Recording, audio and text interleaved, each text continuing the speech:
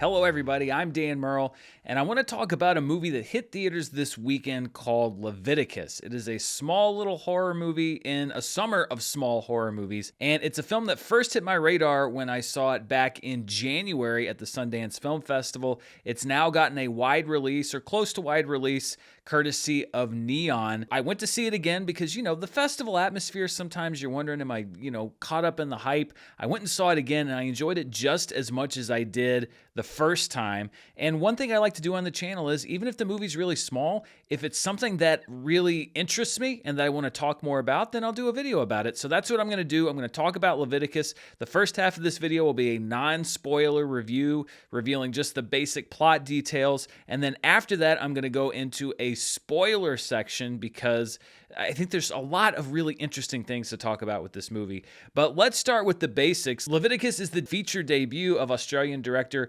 Adrian Chiarella. It stars Joe Bird, who you might remember from Talk to Me. He played the little brother in that movie, and I thought was great. And Stacey Clausen, who is in the Netflix original film Thrash. That might be the most likely place where you've seen him. They play Naim and Ryan, two high school students who fall for each other in a small, depressing industrial town. And when their parents discover that the boys have feelings for each other, they employ a deliverance healer to perform a ceremony to protect them from their romance. The ceremony unleashes an entity that stalks each of them individually, and the way that the movie portrays it is really interesting. For Naim, when he sees the entity, it takes on the form of Ryan. For Ryan, when he sees the entity, it takes on the form of Naim, and nobody else can see it. And so what that means is, throughout the movie, every time one of them sees the other, they don't know if it's actually them or if it is this entity that's trying to stalk and ultimately kill them. So the two of them have a choice throughout the film,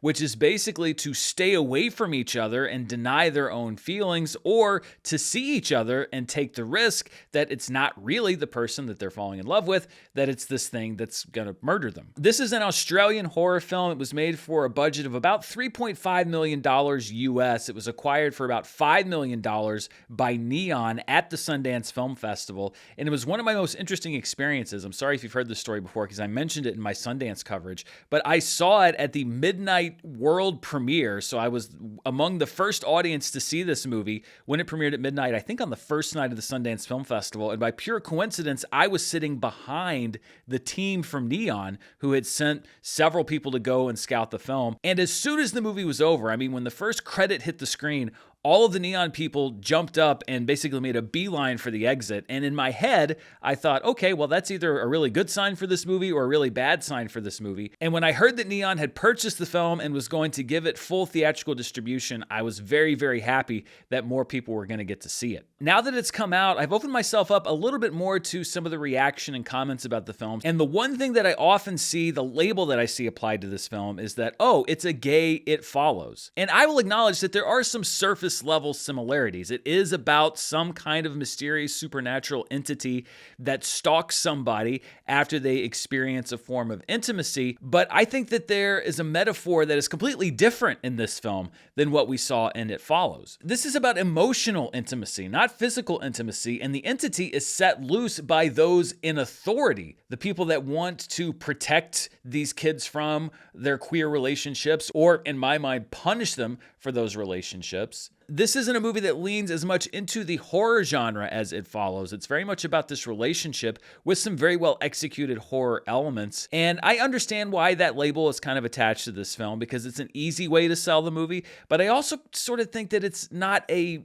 accurate way to sell the film, and kind of undercuts a lot of the depth that the film has. The first thing I loved about this movie is the sense of paranoia, because after Ryan and Naim have gone through this ceremony, through any given scene in the rest of the film, when you see either one of them through the eyes of the other one, you don't know, is it really Ryan? Is it really Naim? Or is this the entity? Which puts you in the shoes of the characters, because they don't know what to believe either. And that was the intention of this ceremony. It was to stop them from sharing intimacy with somebody that their parents and elders have decided is destructive to them. And that's really what the movie relies on for its effectiveness. It's not about jump scares, although there is one that is really, really well executed.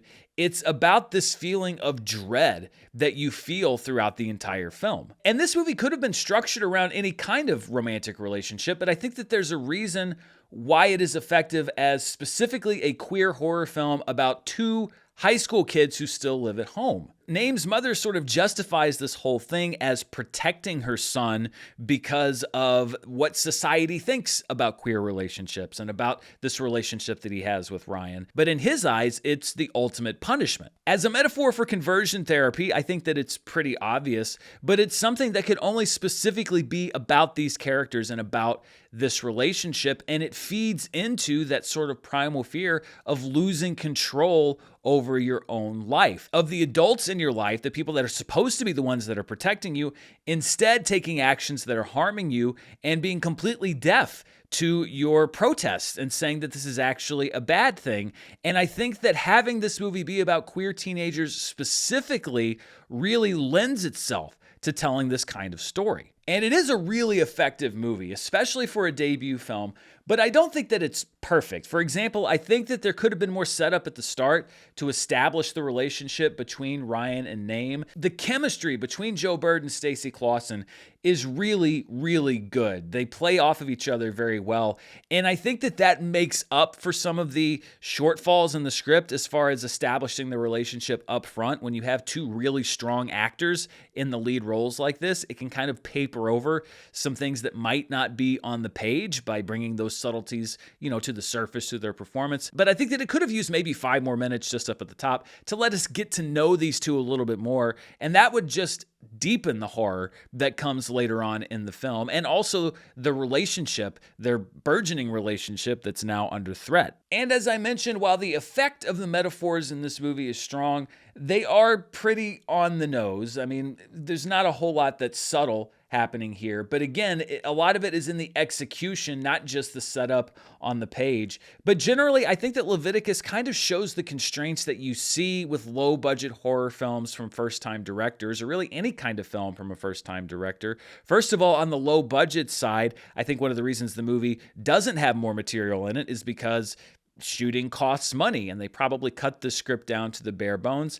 And with a first-time feature writer-director, sometimes the subtlety isn't quite going to be where maybe it could be. Maybe things are a little bit too obvious. Maybe the writing could have been a little bit stronger. But this is a good movie. It is well acted. It has a powerful message. It features great cinematography from Tyson Perkins. And it is a tight sub-90-minute horror thriller that packs in some scares and some truly creepy moments. This is the kind of movie that film festivals are made for. It's a platform to showcase work from young directors that allows that work to then be seen by studios so they can platform it even further and allow for the development of talent like this. This isn't a movie that's just good for a first movie. This is actually a good movie that's also a first movie. And if you are a fan of the horror genre, then I think that you're going to enjoy this movie. I don't know how long it's going to be in theaters. That's another reason why I wanted to make this video this weekend, because in a crowded summer movie season, a non-major release like this isn't guaranteed screens beyond the first weekend. So if you're interested in this movie, I would say take the chance this week to see it, because you might not have the chance next week. And on my personal rating scale, I'm giving Leviticus a rating of it's good. It's what I thought about the movie at Sundance. It's confirmed by seeing it a second time earlier today. And in order to get a little deeper into the film, I want to go into some spoiler talk. So if you haven't seen the movie and you don't want to know what happens in it, you can tune out now, maybe come back after you've seen the film. If you have seen the movie and you want to hear my thoughts further, let's move on. All right, so as I mentioned, I think the relationship between Ryan and Name in the movie is really what makes it work, and a lot of that is Joe Bird and Stacey Clausen. That conversation that the two of them have when Name is talking about running away and Ryan says, well, if you run away, this thing's still going to be there, and it's just going to take the form of something else, and I don't want it to look like some other dickhead, I think is what he said. I want it to look like you. I mean, that is an acknowledgement of the sheer terror that both of them are facing, but it's also a really sweet sentiment. And I think that that's where the writing in the film works at its best, in the specifics and in the relationship between the two of them. And it's really well acted by the two leads in the film. I've also seen some people kind of laughing at the fact that Joe Bird plays one of the two main characters and the character's name is Name Naim. So I actually looked up what name actually means, and it is a word that comes from an Arabic root, and it means, depending on the context, bliss or comfort or something along those lines. So it is a little too cutesy. I mean, again, I think maybe a non-first-time screenwriter might have picked a different name for name, but it makes sense in the context of the story, and it fits his role. The idea that he is the bliss, he is the comfort, he is the home for Ryan, and that's what so much of the movie revolves around. There's also something that I was expecting at the end of the film that we didn't get, and that is a continuation of a trope or a cliche or whatever you want to call it that has often been called bury your gaze. I know that it is much more on the TV side than the movie side, but it does also extend in the film, and it's basically something that's been noticed where many times when you see a queer relationship on television or in the movies, it has a tragic end. Even if it is a very deep, believable, meaningful relationship, it still ends poorly. One or both of them will die, or they'll be separated tragically forever. And it happens so often, like I said, that it has become a trope. And I was expecting something like this at the end of the film, particularly when Ryan and Naim are in that old factory and Naim is fighting what turns out to be the entity, but we see Ryan at the window right at the end of that scene. I thought, okay, that's where it is. This is the sad, tragic irony of the movie is he's fighting off this person that he doesn't believe is the person he loves, and then it looks like he's won, but it actually really is him. So it's going to be this very bittersweet ending where he wins, but he also loses. But it didn't turn out that way. It was actually the entity. And then we get the end of the movie where they get on the bus together, and it's a very sweet moment. They're leaving town. Naim sees the entity watching him as they leave town. So it doesn't feel cliche. It doesn't feel trite. It doesn't feel overly happy. But these characters do end up together. They do escape this little town that sort of inflicted this thing upon them. And it was much more uplifting than I was expecting from a queer horror movie, or honestly, even from a horror movie. Most horror movies, I would say, or a good majority of them, especially if you want to put it into this sort of category of elevated horror, if you will, have downer endings. And that's not what we got with this. And I think it works with the story they're telling because I never get the sense that the movie or the filmmaker didn't want them to be together. It is about finding strength and comfort with the person you love.